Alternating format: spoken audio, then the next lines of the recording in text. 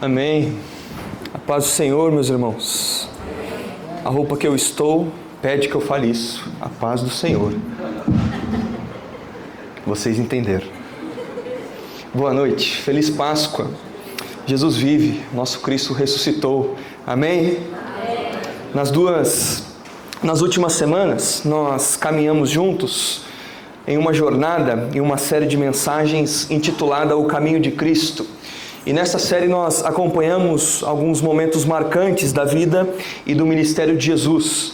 E nós encerramos esse tempo no domingo passado, refletindo acerca do domingo de Ramos. E no calendário cristão, foi exatamente ali na entrada triunfal que tradicionalmente começa aquilo que nós chamamos de Semana Santa, os dias que antecedem a morte e a ressurreição do nosso Senhor Jesus Cristo.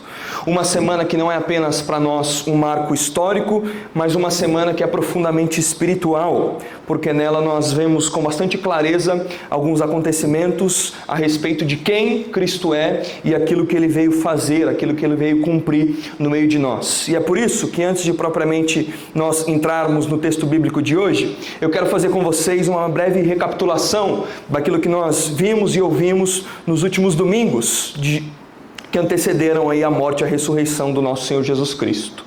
Como eu disse aos irmãos, no domingo passado, nós refletimos acerca do domingo de Ramos. O pastor Jefferson nos conduziu em uma excelente exposição, mostrando Jesus entrando em Jerusalém e sendo recebido como Messias, como prometido, como Filho de Deus. Não era apenas uma entrada simbólica, mas era o cumprimento de uma promessa antiga, feita pelo profeta Zacarias. E então, na segunda-feira, ao retornar de Betânia para Jerusalém, Jesus ele encontra ali uma figueira sem frutos. E Jesus, ao encontrar essa figueira sem frutos, ele amaldiçoa essa figueira. E ele não faz isso como um ato isolado, não fez isso porque deu na telha, falando português bem claro. Ele faz isso como um sinal. Ao falar da figueira sem frutos, Jesus ele expõe para nós de uma maneira bastante clara a condição espiritual de Israel. Tinha aparência de vida, mas faltava fruto. E logo em seguida Jesus vai ao templo. E ali nós temos a famosa cena de Jesus revirando as mesas e expulsando os cambistas que estavam transformando a casa de Deus, que deveria ser um lugar de oração, em um covil de ladrões, em um ambiente totalmente de exploração. Na terça-feira, Jesus ele lamenta por Jerusalém. Ele olha para aquela cidade e vê um povo que teve todas as oportunidades da vida, mas ainda assim não reconhece ou não reconheceu como o Messias, como o Senhor Jesus Cristo. Embora presente, Jesus foi rejeitado. Embora poderoso, Jesus não foi reconhecido. Embora cheio de amor, ele foi desprezado. Veio para os seus, mas os seus não o receberam, não o reconheceram. E diante disso é bastante interessante que Jesus ele não reage com dureza, mas Jesus ele lamenta. Jesus reage com lágrimas. Um adendo e um parênteses, eu acho que esse ar do meio está bastante frio, então se puder desligar ele, para a gente conseguir chegar até o final desse sermão sem congelar. Na quarta-feira, meus irmãos, nós vemos um movimento nos bastidores. A liderança de Israel, juntamente com Judas, possuído ali por Satanás, ele articula um plano para matar Jesus. E isso nos ensina uma coisa bastante clara e bastante séria. Porque quando nós imaginamos, esse é o nosso imaginário popular brasileiro, quando nós imaginamos em alguém dominado por demônios, normalmente nós imaginamos em cenas extremas. Pessoas fora de si, descontroladas, se contorcendo, em alguma delas tendo entrevista com um pastor na televisão. Mas no caso de Judas não há nada disso. Ele não grita, ele não perde o controle, ele não chama atenção, ele simplesmente se levanta e vai vender Jesus. O que eu quero dizer com isso, meus irmãos, é que há pessoas endemoniadas que ficam fora de si. Mas também há aqueles que permanecem em pleno controle das suas faculdades mentais. Alguns até se passam por discípulos, ou seja, caminham com Jesus, se misturam entre os verdadeiros. Mas no final das contas, não se trata de ter um relacionamento com Jesus. Trata de fazer Jesus alguém subserviente às nossas próprias vontades. Na quinta-feira, Jesus ele se reúne com os seus discípulos ali no cenáculo. E ali ele celebra a famosa e a última ceia. Mas não só isso, ele se levanta, pega uma toalha, pega uma bacia e lava os pés dos seus discípulos. Imagina como é que estava. Imagina aquela cena. O mestre se fez servo. E ele nos ensina nessa imagem, nessa lição, que a vida cristã não é sobre, irmãos, termos posição. Não é sobre sermos privilegiados, estarmos acima da casta. A vida cristã pressupõe serviço. Na sexta-feira, meus irmãos, o nosso Senhor Jesus Cristo, Ele padece. O nosso Senhor, Ele é julgado, Ele é condenado, Ele é morto, Ele é sepultado. O Deus que morre é o Deus da vida. O Deus crucificado é o centro vital do universo. O Deus que conhece a frieza da tumba é o Deus que oferece vida e vida em abundância para todos aqueles que nele creem. Meus irmãos, este Deus é Jesus. No sábado, Jesus ele permanece no sepulcro. O sábado é o dia do silêncio. O dia em que aos olhos humanos tudo parece ter findado. Terminou, acabou a nossa esperança. Para aqueles que não creem, a tumba é o fim, a morte é o fim. Mas para aqueles que seguem a Jesus Cristo, estes sim sabem, a tumba nunca é a palavra final. A tumba é, na verdade, um lugar de descanso, um lugar de espera, um lugar de confiança, porque a obra foi consumada e mesmo quando Jesus não parece estar falando ou quando parece estar em silêncio, ele na verdade está agindo. Meus irmãos, aqueles que tiveram um encontro com Cristo Jesus carregam essa certeza na sua vida. Deus há, meus irmãos, de nos levantar da morte. Então chega o domingo, e Deus seja louvado pelo domingo. A história não termina na sepultura. Na manhã de domingo, ainda bem cedo, Jesus ressuscita. Quando eu era criança eu dizia, a pedra rolou, a morte é vencida, e Jesus sai triunfante do sepulcro. E é nesta manhã, meus irmãos, que Jesus tem um encontro com Maria Madalena. E no primeiro momento, parece que Maria Madalena não o reconhece. Confunde Jesus com o jardineiro e pergunta, onde você colocou o corpo dele? Mostra para mim, que eu quero lá ver. E Jesus chama Maria pelo nome, Maria. E naquele instante, meus irmãos, tudo muda. Maria reconhece. Imagina aquela cena. E eu gostaria de propor aos irmãos, neste domingo de ressurreição, que a ressurreição não é apenas um evento. A ressurreição é também um encontro. A ressurreição ela não começa com uma multidão, a ressurreição ela não começa com um anúncio público, mas ela começa com uma mulher que estava intrigada, uma mulher que estava com dor, com confusão, com saudade. Mulher essa que estava indo ao túmulo. E é nesse cenário, irmãos, que tudo muda. É nesse encontro que a história é redefinida. E você sabe disso, mas vale afirmar a nós hoje, o nosso cristianismo, ele não se sustenta apenas na cruz. Ele se confirma, ele se autentifica na ressurreição. O apóstolo Paulo diz para nós, se Cristo não ressuscitou, é vã a vossa fé, é vã a vossa pregação. Se ele não ressuscitou, pode parar com tudo, vamos embora. E mais do que isso, meus irmãos, eu gostaria de propor a vocês que a ressurreição não é apenas um fato histórico a ser compreendido, embora isso seja muito importante, mas é uma realidade que precisa, antes de tudo, meus irmãos, ser experimentada. Uma realidade assombrosa. Esses dois pontos que aparecem aqui na tela para os irmãos. A ressurreição não é apenas um evento, é um encontro. E a ressurreição não é apenas um fato histórico a ser compreendido, mas uma realidade a ser experimentada. Tem como ligar o ar de novo? Brincadeira. Estou com calor agora. Mas vou manter a pose até o final. E eu digo isso, meus irmãos, porque hoje, talvez no domingo da ressurreição, alguns de vocês, e eu também, nós podemos nos encontrar como Maria Madalena, carregando dor, carregando confusão, carregando ansiedade no nosso coração, tentando entender aquilo que está acontecendo à nossa volta, porque não é possível, meu Deus. Mas é exatamente nesse lugar que o Senhor se revela. E é por isso, meus irmãos, que eu faço essa breve introdução, gostaria que fosse mais curta, mas o meu convite para você nesta noite é um só, que você, nesta noite, nesse dia, tenha um encontro com o Cristo ressurreto. O sermão irá se resumir nisso, que você, meu irmão, tem essa experiência visceral, transformadora, arrebatadora, admirável com a pessoa do nosso Senhor Jesus Cristo, que nos encontra, não na nossa certeza, mas na nossa dor, na nossa confusão mental. E é por isso que eu gostaria de convidar você a abrir a sua Bíblia comigo, em João, capítulo 20, leremos dos versos 1 ao 18, Palavra do Senhor. Eu sei que o texto está projetado aqui na frente, mas é muito importante que durante a exposição e a leitura você permaneça com ele aberto, tá bom? Para que você possa conferindo aí tudo aquilo que a gente vai conversar nessa noite. Se você encontrou, diga amém. Se não, misericórdia. A gente pode esperar, não tem problema não. Vamos lá, a palavra do Senhor. No primeiro dia da semana, bem cedo, estando ainda escuro, Maria Madalena chegou ao sepulcro e viu que a pedra da entrada tinha sido removida. Então correu ao encontro de Simão Pedro e do outro discípulo, aquele a quem Jesus amava, e disse: tiraram o Senhor do sepulcro e eu não sei onde o colocaram.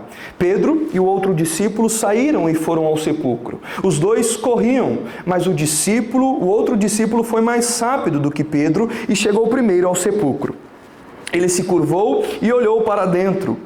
Viu as faixas de linho ali, mas não entrou. A seguir, Simão Pedro, que vinha atrás dele, chegou, entrou no sepulcro e viu as faixas de linho, bem como o lenço que estivera sobre a cabeça de Jesus. Ele estava dobrado à parte, separado das faixas de linho. Depois, o outro discípulo, que chegara primeiro ao sepulcro, também entrou.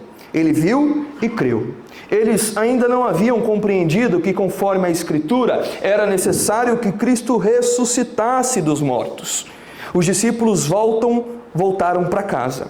Maria, porém, ficou à entrada do sepulcro chorando. Enquanto chorava, curvou-se para olhar para dentro do sepulcro e viu 2 anjos vestidos de branco, sentado onde estivera o corpo de Jesus, um à cabeceira e o outro aos pés. Eles lhe perguntaram: mulher, por que você está chorando? Levaram embora o meu Senhor, respondeu ela, e não sei onde o puseram. Nisso, ela se voltou e viu Jesus ali, em pé, mas não reconheceu. Disse ele: mulher, por que você está chorando? Quem você está procurando? Pensando que fosse o jardineiro. Ela disse: se o Senhor o levou embora, diga-me onde o colocou e eu o levarei. Jesus lhe disse: Maria. Então, voltando-se para ele, Maria exclamou em aramaico: Rabone, que significa mestre. Jesus disse: não me segure, pois ainda não voltei para o Pai. Vá, porém, aos meus irmãos e diga-lhes: estou voltando para o meu Pai e Pai de vocês, para o meu Deus e Deus de vocês. Maria Madalena foi e anunciou aos discípulos: eu vi o Senhor. E contou o que ele lhe dissera. Palavra do Senhor, alimento para as nossas almas, que Ele fale aos nossos corações nessa noite. Amém? Meus irmãos, sem dúvidas, esse texto que nós lemos é uma das cenas mais conhecidas da Bíblia. E é interessante a gente perceber como os evangelistas, eles escolhem relatar essa cena. Por exemplo, Mateus, ele é mais direto, mas ainda assim ele traz alguns elementos importantes daquela manhã. A reação dos anjos e o testemunho das mulheres. Marcos, ele segue uma linha mais sucinta, narrando ali os acontecimentos de forma direta e objetiva. Já Lucas e João, eles adotam para nós uma abordagem mais detalhada. Eles vão nos conduzir não apenas pelos fatos, por aquilo que aconteceu, mas também pelas experiências, pelas emoções daqueles que estiveram ali. Eles vão revelar para mim e para você inquietações profundas da alma daqueles que foram até ao sepulcro. E isso é bastante importante e bastante legal de nós termos em mente, porque aqueles que chegam ao túmulo vazio, mesmo tendo caminhado com Jesus, mesmo tendo testemunhado coisas maravilhosas, milagres grandiosos, eles tiveram dificuldade de compreender aquilo que estava acontecendo. Usando uma expressão mais popular, a ficha demorou para cair. Eles demoraram para perceber que aquilo que eles estavam vendo não era falta, não era ausência, mas era a ressurreição. E muitas vezes, queridos, nós também olhamos para a vida com essa mesma lente. Nós enxergamos a realidade, nós enxergamos a nossa vida, a ausência, onde Deus já começou a gerar vida. Nós julgamos a realidade pelas circunstâncias e não pelas promessas de Deus. E Maria faz parte daquele grupo de mulheres que não teve tempo de cuidar do corpo do nosso Senhor Jesus Cristo logo após ele ser retirado da cruz. Na sexta-feira, por volta das 3 horas, você sabe, o nosso Senhor Jesus Cristo morre. Ele entrega o seu espírito. E a partir desse momento começa uma correria. E começa essa correria porque a lei de Deus determinava e dizia que aqueles que morriam sobre a pena capital, eles deveriam ser sepultados antes do final do dia, para que os seus corpos não ficassem expostos durante a noite. Porque de noite ali tinha aves, ali tinha animais. Ou seja, o próprio contexto da lei revelava um profundo respeito pelo corpo humano. Respeito esse que era até após a morte. Então o tempo era curto. José de Arimateia vai até Pilatos e pede o corpo de Jesus. Nicodemos também participa desse momento. E de forma um tanto apressada, um tanto sem jeito, eles realizam esse sepultamento. Mas justamente por causa dessa urgência, o corpo de Jesus não recebe todo o tratamento que, segundo a tradição judaica, normalmente era feito. Com perfumes, com aromas, com ungüentos que eram preparados para esse momento. E aí entra um detalhe importante, porque como o sábado estava chegando, o Shabat, não era permitido realizar qualquer tipo de trabalho. E é por isso que essas mulheres precisam esperar, elas descansam no sábado e aguardam o domingo. E logo ao amanhecer elas vão ao túmulo. Mas perceba, meus irmãos, elas não vão até o túmulo esperando um milagre. Elas vão até o túmulo esperando encontrar um cadáver. E um cadáver que estava num estado avançado de decomposição. Não sei se temos entre nós aqui médicos e pessoas da área da saúde, mas existe uma área da medicina chamada tanatologia, que vai estudar o processo da morte e tudo aquilo que acontece após a morte com o corpo humano. E de maneira geral, essa área explica para nós e nos ensina que poucas horas após a morte, o corpo já começa a entrar num processo natural de deteriorização. Ou seja, eles vão dizer para nós, entre 12 e 36 horas, sinais visíveis já começam a aparecer. Ou seja, o corpo perde vitalidade. Existe ali rigidez. E o processo de decomposição se inicia. Ou seja, irmãos, aquelas mulheres não estavam indo apenas para realizar um gesto simbólico, um gesto emocional. Elas estavam indo para encarar a realidade da morte. Elas estavam indo para lidar com um corpo que, humanamente falando, não tinha mais esperança. E eu gostaria de propor aos irmãos que aquelas mulheres, elas estavam olhando para tudo o que estava acontecendo a partir de uma perspectiva completamente materialista, terrena. Porque elas vão ao túmulo para lidar com a morte, tentam lidar com a morte, tentam tratar a podridão, a putrefação, com perfumes, com aromas, com ungüentos. E o unguento era exatamente uma mistura de óleos, de aromas, usada no sepultamento. E a finalidade dele não era acabar com a morte, era amenizar os efeitos da morte, o cheiro, o impacto.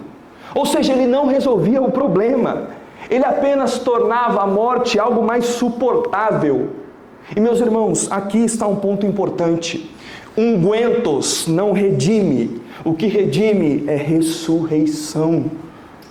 E se nós formos honestos conosco mesmo, com a vida, é exatamente isso que nós fazemos. Existem áreas da nossa vida que estão morrendo, outras já morreram, e a gente tenta lidar com elas usando ungüentos, usando perfumes, disfarces, remendos, soluções superficiais. A gente tenta aliviar algo sem transformar. E aí a gente pensa, eu vou me aproximar mais da igreja, eu vou começar a orar mais, eu vou começar a ouvir alguma palavra, eu vou pedir oração, vou procurar ser mais fiel. E perceba, irmãos, eu não estou querendo dizer que isso é errado. São coisas boas e são imperativos da vida cristã, fazem parte. O problema, queridos, é quando nós usamos tudo isso como substituto daquilo que só Cristo pode fazer. Porque na prática, o que é que acontece? A pessoa continua com o coração completamente distante de Deus, mas agora a agenda dela evangélica está cheia, está ocupada. Continua com o casamento frio, mas agora a gente posta foto feliz na internet. Continua presa no mesmo pecado, mas agora aprende a disfarçar melhor. Continua vazia, mas agora está cheia de atividade. E no fundo nada muda. E meus irmãos, hoje os nossos ungüentos não são perfumes, não são aromas, mas são distrações, são máscaras, são rotinas e são até práticas religiosas que nós fazemos, mas que não carregam adoração, que não carregam rendição, que não carregam assombro. Ou seja, tem gente que vive correndo o tempo todo para não encarar a realidade daquilo que está quebrado por dentro. Vovó e vovó dizia, todo excesso esconde uma... O de vocês não? Uma falta. Tem gente que se esconde atrás de uma vida certinha, mas que não se entrega de verdade. E eu estou falando de mim, meus irmãos. Tem gente que mantém a aparência de que está tudo bem, quando tudo por dentro está destruído.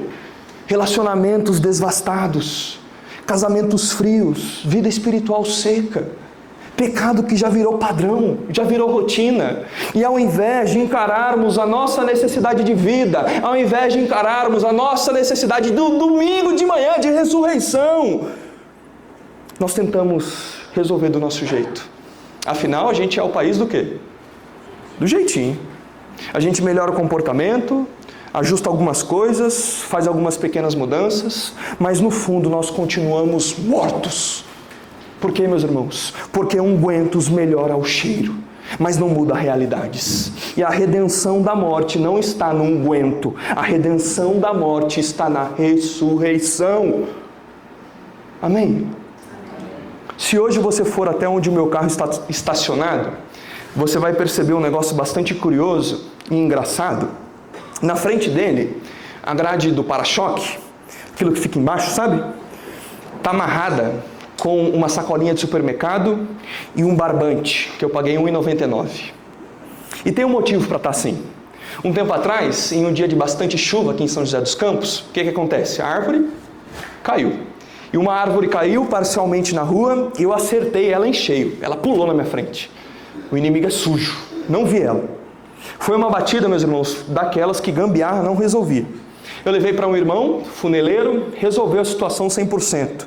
Só que alguns dias depois, eu fui para um compromisso, estacionei o carro e na hora de sair, eu percebi que o carro da frente havia batido com um engate na parte onde já havia sido arrumado. E para minha sorte, o carro ele era bem alto, acredito que era um SUV. E na hora que eu vi aquela cena, meus irmãos, me bateu um desânimo. E eu decidi, com todas as forças, não vou consertar mais esse negócio. Vai ficar assim. E aí, meus irmãos, que o problema começou. Porque depois dessas duas batidas, especialmente da segunda, a grade do para-choque não parava mais no lugar. E aí a minha solução 0800, qual é que foi? Sacola e barbante. Uma gambiarra. Ou do grego, ajuste técnico. Mas pela minha escolha, meus irmãos, aquilo que era fácil de resolver no começo, se tornou difícil. Eu tentei dar um jeitinho e acabei piorando o problema. E hoje, aquilo que antes era fácil de consertar, apenas um reparo, hoje só se conserta com uma peça nova. O que é, e você sabe disso, muito mais caro. E o que é, meus irmãos, que eu estou dizendo com esse exemplo? Tem algum funileiro aqui? Levanta a mão que eu vou levar o carro lá, brincadeira. Não é isso. Sabe qual que é o problema? É que a gente faz isso na nossa vida espiritual. A gente experimenta áreas da nossa vida que estão morrendo e a gente tenta resolver elas com gambiarra. A gente tenta ajustar por fora aquilo que está quebrado por dentro. A gente tenta esconder o cheiro, tenta maquiar, coloca um unguento, tenta administrar, mas não resolve. A morte, meus irmãos, não se resolve com gambiarra. Morte não se resolve com ungüentos. Morte só é redimida com ressurreição. E é exatamente isso que aquelas mulheres não haviam entendido. E nós constantemente não entendemos. Porque elas foram ao túmulo com ungüentos nas mãos e prontas para lidar com o corpo morto. Mas Deus não queria tratar a morte, Deus queria vencê-la. E a angústia dessas mulheres carregavam era uma angústia que elas jamais conseguiriam resolver por si mesmas. Porque a morte, meus irmãos, não se resolve com esforço humano. Morte só é vencida quando o Espírito Santo de Deus age. Aquilo que nós acabamos de cantar.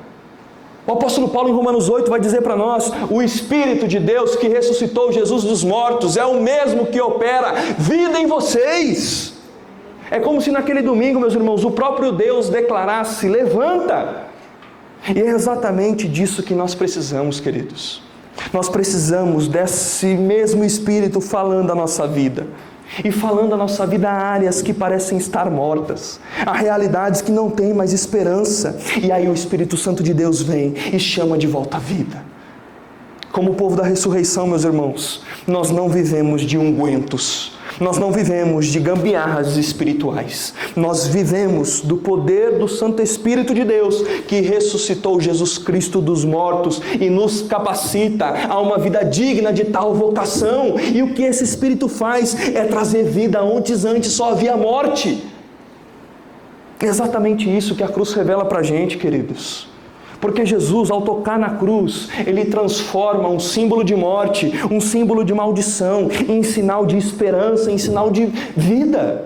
Hoje a gente olha para a cruz e não vê ela mais como maldita. A gente põe ela no peito. Por quê? Porque o nosso Cristo tocou nela.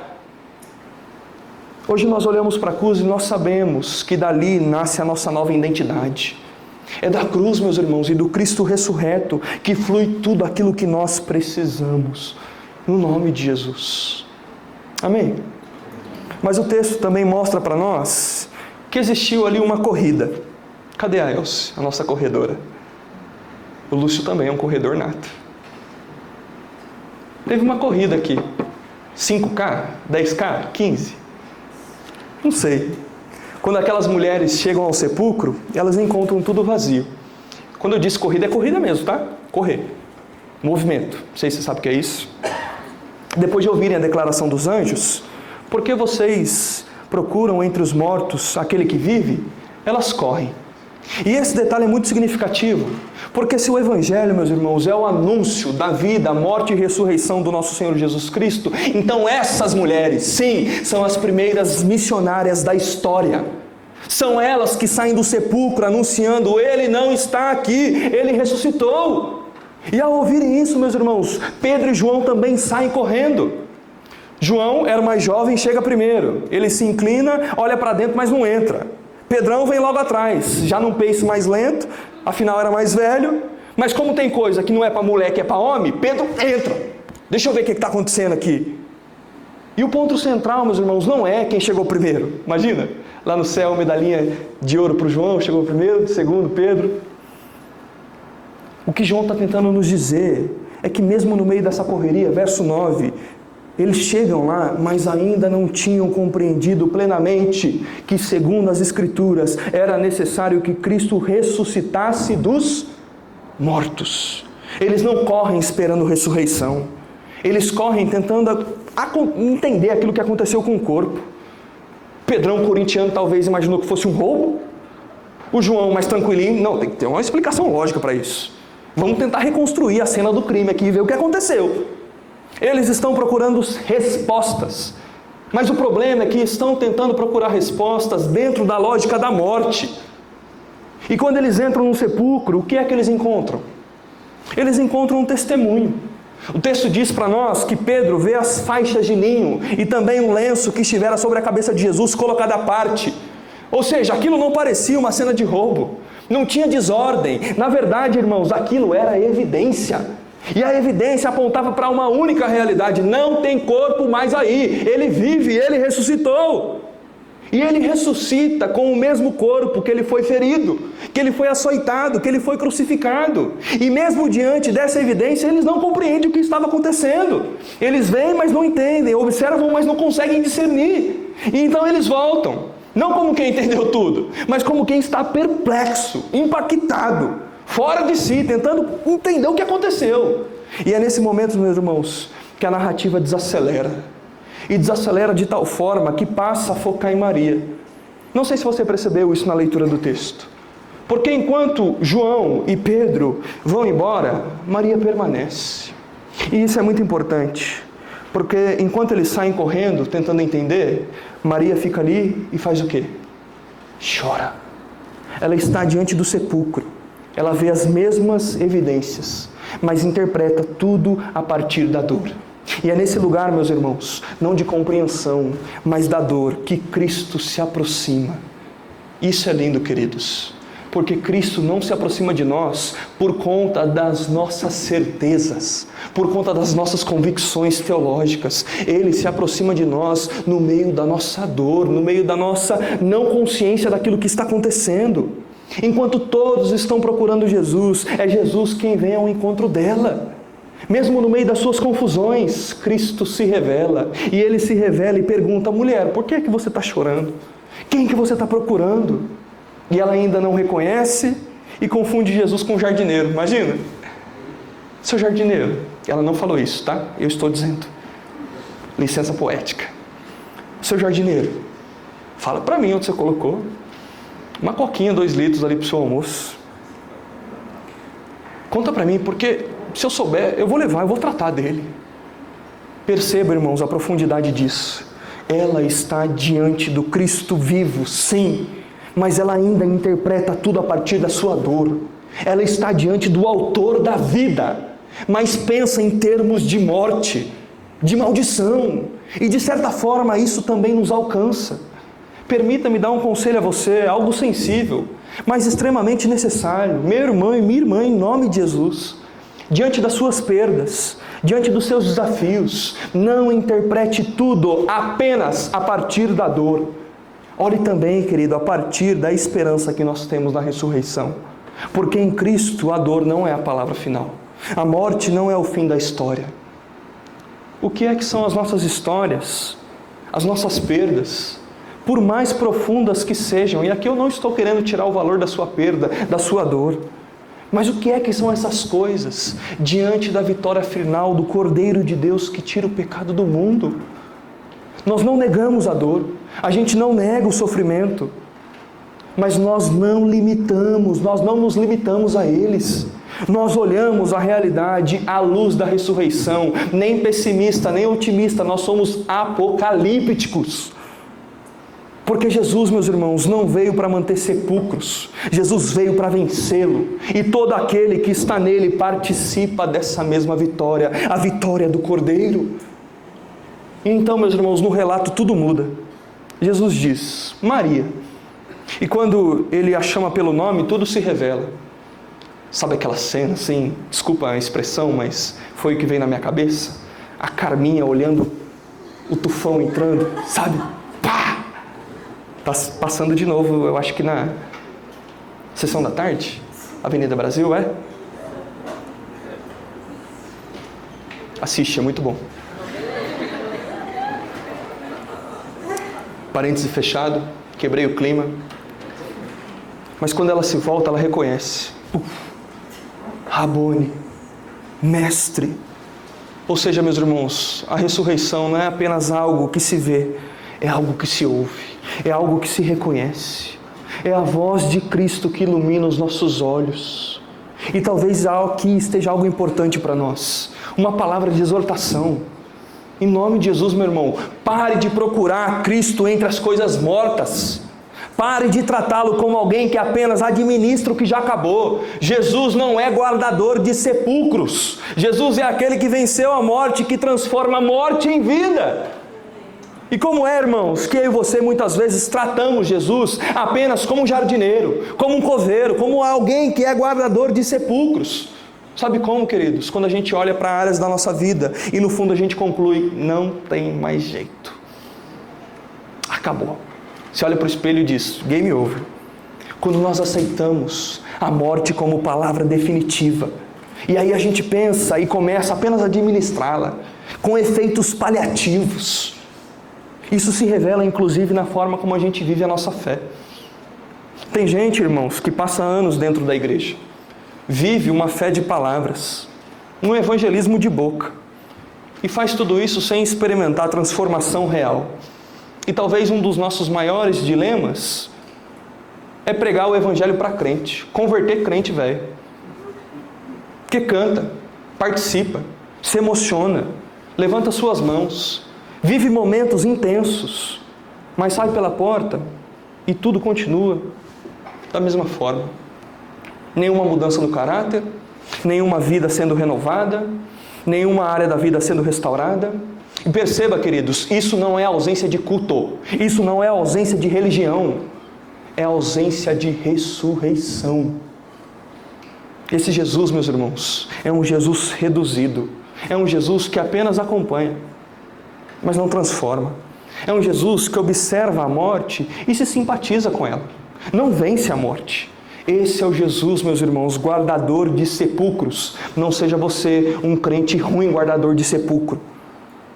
Mas o Evangelho de Jesus, o Cristo ressurreto, Ele não preserva sepulcros, Ele esvazia sepulcros, Ele torna sepulcros inúteis. E sim, de maneira pedagógica, eu estou repetindo isso. E aqui, irmãos, está a beleza do Evangelho. Porque Jesus não está nos conduzindo a sua igreja, o seu povo, os crentes de todas as eras, para uma cidade, para um jardim cheio de túmulos. Ele está nos conduzindo para uma cidade-jardim. Ou seja, um lugar onde a morte não tem o poder final, não tem a palavra final, não tem mais espaço. Como está escrito em Apocalipse 21:4, Ele enxugará dos seus olhos toda lágrima, não haverá mais morte, nem tristeza, nem choro, nem dor alguma, pois a antiga ordem já... Essa é a promessa, meus irmãos. E por que muitas vezes a gente prefere um Jesus que apenas cuida do sepulcro? Tenho a dizer a você, porque o Jesus que ressuscita, esse Jesus exige entrega. É um Jesus que não apenas administra algumas áreas. É um Jesus que não apenas coloca para você lá uma agenda evangélica de final de semana, 10 ou 18. Mas é um Jesus que transforma tudo, absolutamente tudo. O problema, irmãos, é que nós preferimos controlar. A gente prefere ajustar, maquiar, do que permitir que Ele entre e toque naquilo que precisa morrer, para então assim ressurgir. Mas quando, queridos, nós acolhemos, de fato, o Cristo da ressurreição, tudo muda. Porque Ele não é um Deus passivo, não é um Deus limitado, Ele não é contido pela morte, Ele é o leão de glória. Você não precisa ensinar um leão a ser forte, você não precisa convencer um leão a agir. Leão, vão subir a montanha, põe uma roupa laranja, sobe em cima da mesa, grita bem forte, au, au, au. Basta apenas você abrir a jaula, meu irmão. Então esse leão rompe. Esse é o Jesus que nós confessamos. O Deus que não foi retido pela morte. O Deus que não permaneceu na tumba, mas o Deus da vida. E então surge a pergunta inevitável. Tá, beleza, Felipe. Amém. Mas qual que é o penhor? Qual que é a garantia que eu tenho que nós chegaremos, que eu vou chegar a essa cidade? Ah, coitado de mim. Eu? Como que eu vou chegar a uma cidade-jardim que não tem mais morte? Meu querido, a resposta não está em você. E Deus seja louvado por isso. A resposta está nele. Porque Ele se levantou ao terceiro dia. A ressurreição não é apenas uma promessa futura, é uma evidência presente. Porque Ele venceu a morte, nós já podemos ver o domingo da ressurreição vindo surgir e romper as trevas das nossas sextas-feiras, do nosso sábado. Por isso é que essas mortes que nós tentamos tratar com ungüentos, com paliativos, com aromas, com perfumes, com gambiarras espirituais, elas não vão ser resolvidas por nós. Somente o Cristo ressurreto pode soprar vida onde tudo já parecia perdido. E é por isso, queridos, que eu não vim trazer a você um sermão complicado. É muito simples. Eu vim te convidar a reconhecer Jesus, o leão de glória, como realmente Ele é. Não o Jesus que nós moldamos, não o Jesus que a gente coloca dentro de uma caixa, mas o Jesus que saiu da tumba. O Jesus que a morte não segurou. O Jesus que de fato é o Deus da vida. E como Deus da vida e Deus da ressurreição, o que Ele faz é trazer vida. Vida em abundância, justamente às áreas da nossa existência que estão morrendo. Baixe tua cabeça, feche os teus olhos, vamos orar ao Senhor.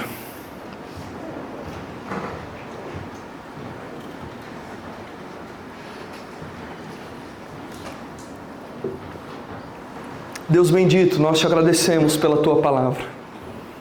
Como nós precisamos, Deus, desse poder.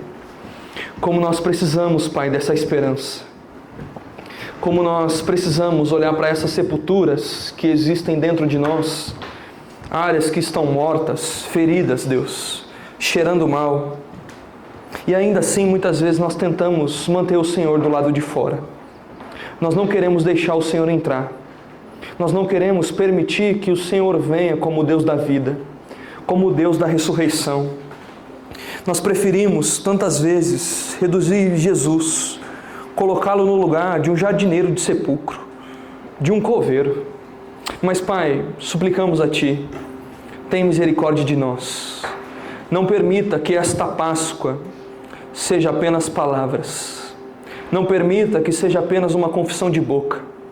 Que ao celebrarmos o Leão de Glória, aquele que venceu a morte, aquele que se levantou ao terceiro dia, essa verdade, Deus, invada o nosso coração. Que essa verdade nos transforme, Pai. Que esse mesmo Cristo entre na nossa vida e ressuscite tudo aquilo que precisa ser ressuscitado. Nosso Deus, não há nenhum de nós nesse auditório que não precisa ser visitado por esse poder. Nós precisamos disso, Pai. Por isso nos encontra, nos visita, Deus, nos transforma. Nós acolhemos Jesus nessa noite, o Leão de Glória, aquele que venceu a morte para nos dar vida e vida em abundância. Sopra a vida sobre nós, Senhor, e trata as áreas do nosso coração que ainda estão mortas. Que a Tua mão esteja sobre nós, nos sustentando, nos conduzindo e nos renovando até a volta de Cristo. Nós oramos no nome dEle. Amém e amém. Deus te abençoe grandemente.